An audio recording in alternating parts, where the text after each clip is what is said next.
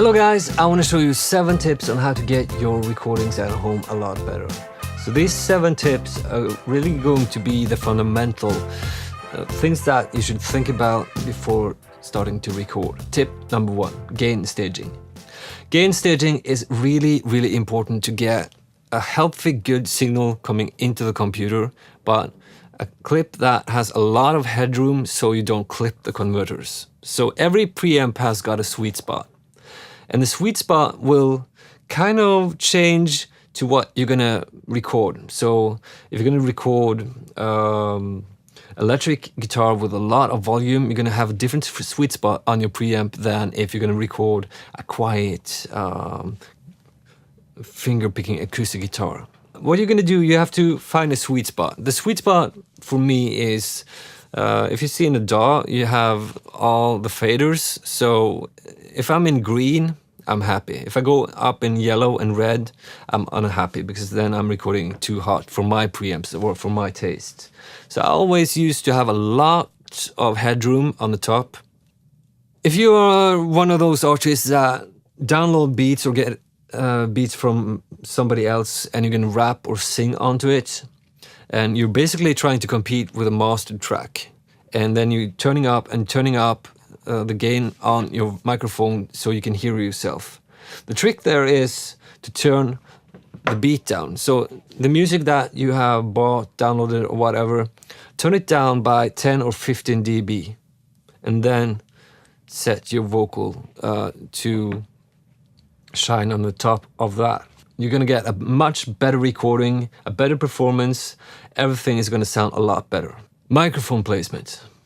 Microphone placement is king, and your microphone is only going to record what it's listening for. So it's almost like a human ear, but the human ear is better because we can adjust out what we want to listen to magically, but the microphone doesn't. So it's really dumb. It actually just records what you pointed at. You have to find the best spot to put the microphone. So if you actually go down on your knees, use your ear, and just try to listen, where does it sound the best? If you take an acoustic guitar, where does the guitar sound the best? And then you find a spot, and then you place the microphone right there. Move the microphone till you find a sweet spot that works the best for what you're going to record. Take breaks. It's so easy to forget to take breaks. When you're in the middle of something, you really forget because everything is, you're so into what you're doing.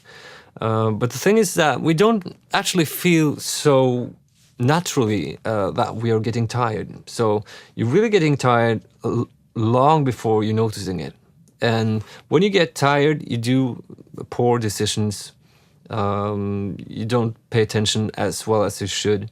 So take breaks. It could be 5 minutes, it can be 15 minutes, it can be go and eat something, it can be come back the next day, but take breaks.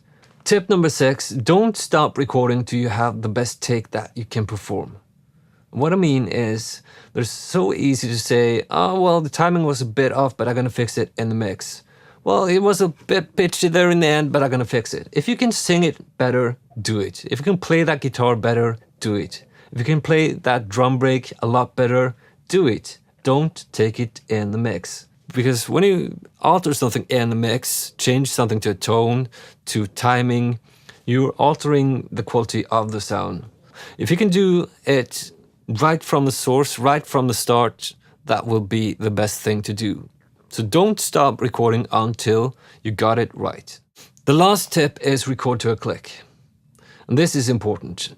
Record to a click is going to help you if you're going to layer a lot of instruments on the performance that you put down. So if you're going to play, let's say if you're going to play guitar or piano through the song, and that's going to be the foundation of the song, and then you're going to have a bass player, you're going to have drums, you're going to have a keyboard player, and so on and so on. Everybody needs to follow the same tempo. So the click track is going to help you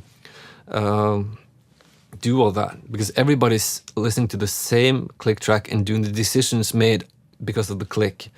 The whole band's going to be much more tighter. The whole performance is going to be a lot better. It may feel a bit unusual, a bit weird starting out with a click, but you'll get used to it and then you will get good at it. And when you get good at it, you get a lot better sense of tempo, and you also gonna get tracks that will melt together a lot better. So all these 7 things is something that I try to do every time I record, every time I'm in the studio. These are the things that I think are helping me to reach out the right direction every time. But I have one that I'm fighting against and trying to get a lot better at, and that is taking breaks. I'm not that good at taking breaks. I hope you like this video. Please subscribe, hit the like button. I see you guys in another video. Take care.